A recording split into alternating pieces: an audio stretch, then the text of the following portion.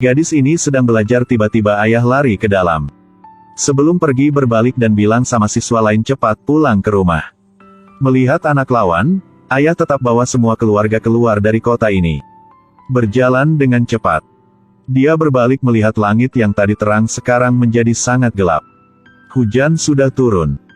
Ayah juga bawa mobil lebih cepat lagi. Suruh putra dan putri pakai sabuk pengaman. Tapi anak tidak mau dengarnya. Ayah harus melihat ke belakang. Karena itu keluarga mereka hampir mau kecelakaan.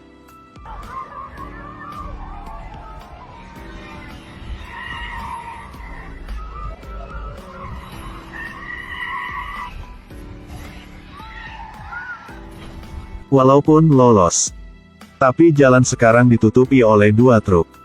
Melihat hujan sudah dekat, dia tidak peduli orang lain sedang marahi dia. Langsung bawa keluarga lari dari sana. Sekarang awan gelap di mana-mana. Satu air hujan turun.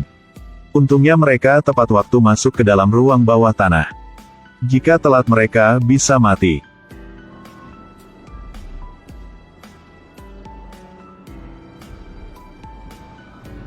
Setelah turun ayah kasih tahu yang lain. Ternyata dia adalah ilmuwan. Dia kasih tahu keluarga dia jika akan ada hujan beracun. Jika kena air hujan, orang itu akan langsung mati. Karena dalam air ada virus. Semua orang yang kena air hujan mereka akan mati. Dan ayah adalah harapan terakhir untuk selamatkan dunia ini. Barang di sini cukup buat mereka pakai dalam 10 tahun. Setelah suruh putri harus menjaga adiknya. Dia sudah pakaian kenyamanan lalu naik ke atas lagi. Karena dia ada yang penting harus keluar. Simone sekarang hidup dalam ketakutan. Dia buka ponsel melihat di luar sudah seperti kiamat. Sekarang mereka hanya bisa hidup di sini. Menunggu bencana ini lewat. Setengah jam lewat, ada suara mengetuk pintu. Anak berpikir ayah sudah pulang. Ingin buka pintu. Tapi sama ibu tidak boleh. Karena jika ayah pulang ayah akan buka pintu sendiri. Sekarang suara mengetuk pintu lebih keras lagi. Mereka saat ibu tidak melihat, langsung buka pintu. Pintu perlahan membuka. Seorang muncul di depan mereka. Dia tarik Ramus. Melihat dia ditarik keluar dari pintu, ibu mereka bergegas keluar. Kedua anak sangat ketakutan. Tapi sekarang ibu mereka sudah kena air hujan. Dengan cepat, mulai kejang. Jelas sudah kena virus. Lalu dia jatuh ke tanah.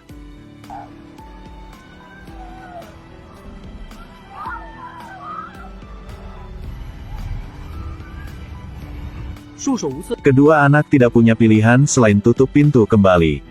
Suara teriak punya ibu masih terdengar. Sekarang mereka duduk dan nangis. Suatu hari melalui tetapi tidak ada kabar dari ayah. Sinyal HP juga hilang.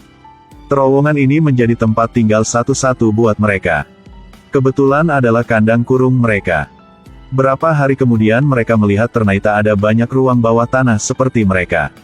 Dia mencoba kontak sama tempat lain. Siapa tahu bisa temukan ayah mereka. Tapi sudah setengah hari dan tidak dapat hasil. Harapan langsung dipemadamkan. Dia belum menyerah. Dia merasa pasti tempat lain bisa hubungi dunia di luar. Lalu mereka menemukan satu kotak aneh. Melihat di dalam ada alat transmisi radio. Tentu saja mereka bisa kontak sama dunia di luar. Tapi sinyal di dalam sini sangat lemah jadi mereka tidak bisa mendengar orang lain omong apa. Lalu Simone berpikir. Dia biarkan adik bawa kabel mendekati pintu ruang bawah tanah ini. Akhirnya berhasil kontak sama dunia di luar. Orang itu kasih tahu Simone. Sekarang di luar sangat kacau. Dalam air hujan ada virus membuat semua orang sakit. Pemerintah karena mau menghadapi penyakit ini jadi membuat berapa barak untuk menyembuhkan. Dekat mereka juga ada satu tempat. Simone masih ingin dapat lebih banyak informasi dari orang ini. Saya bisa ke sana? Kau jangan kesini, di luar sangat bahaya. Tapi tiba-tiba tempat ini menjadi gelap. Simone ingin kontak sama dunia luar, tiba-tiba tempat dia menjadi gelap. Ternyata listrik sudah dicabut. Untungnya tempat ini punya genset. Ketika lampu nyala suara orang itu sudah tidak jelas. Mereka hilang kontak sama dunia di luar. 5 tahun kemudian anak ini sudah menjadi dewasa. Barang buat mereka dalam 10 tahun sudah mau habis. Rasmus tidak bisa hidup seperti ini lagi. Jika tetap tinggal di sini mereka akan mati. Walaupun kakak menghibur dia tapi Rasmus sangat marah. Kita harus tunggu ayah kembali. Dia hanya mau keluar dari sini. Tidak punya pilihan lain, Simone harus pakai alat pelindung. Dia mencoba untuk membuka pintu. Lalu mencoba cari. Dia melihat tidak ada orang. Juga tidak temukan makanan apa. Dia harus kembali ke ruang bawah tanah. Dia cerita sama adik tentang dunia di luar. Sekarang cara untuk bertahan hidup adalah datang ke ruang bawah tanah lain. Mendengar bisa keluar dari sini. Rasmus sangat bahagia. Tidak perlu khawatir. Kakak tidak sendirian. Ketika mereka sedang tidur saluran tiba-tiba rusak. Suara bel terus berbunyi. Simone pingsan karena kekurangan oksi. Rasmus harus tarik dia keluar. Tapi baru keluar temukan satu kelompok dengan senjata. Mereka tidak mau bunuh siapa. Hanya ingin mereka kembali ke dalam. Lalu kunci berdua di dalam satu kamar kecil. Ternyata kelompok ini adalah orang masih hidup. Hujan itu membuat kemanusiaan binasa. Lingkungan rusak berat. Makanan di luar juga terinfeksi. Tujuan mereka untuk mencari yang bisa makan. Tapi sudah mencari panjang hari tapi tidak temukan apa. Sisa satu plastik kue juga diambil oleh jin. Ada yang bisa dimakan? Tidak, belum ada.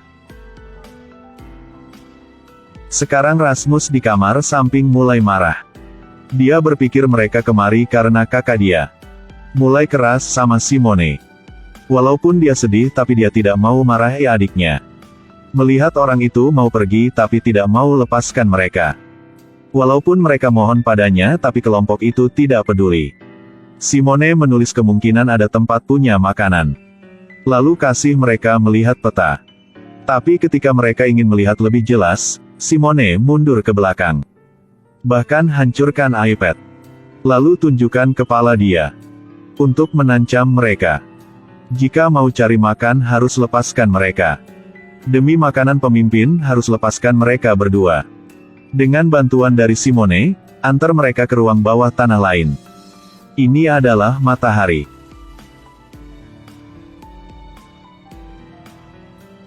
Saya sangat merindukan matahari. Tutup mulut untuk saya. Pria ini tidak hati-hati injak air. Rekan melihat itu langsung angkat pistol. Ingin bunuh pria ini. Tadi Simone dan adik ikuti kelompok ini untuk mencari ruang bawah tanah lain. Lalu baru tahu pria ini bernama Martin. Sekarang melihat sedang lewat hutan. Tiba-tiba di depan ada satu mobil. Martin langsung suruh orang lain berbaring ke bawah. Semua orang langsung ikuti. Lalu tutupi badan, dilapisi terpal. Rekan kasih tahu Simone orang itu dari organisasi membunuh. Mereka lewat sistem untuk mencari orang masih hidup yang telah infeksi. Lalu akan bunuh semua. Untungnya tim mereka sudah siap. Jadi orang-orang itu tidak temukan mereka. Tapi tiba-tiba ada seorang masih hidup lari keluar. Grup itu sudah temukan gadis ini. Langsung ikuti gadis ini. Martin ingin mundur. Tapi Simone menolak. Dia tidak bisa biarkan orang mati. Tidak menyangka Martin tidak peduli. Tapi seorang wanita lain juga sepihak Simone. Alasan adalah mereka hanya punya 2 orang. Setelah itu berjalan bersama Simone. Kelompok Martin harus ikuti mereka. Dan gadis yang terus berlari tadi.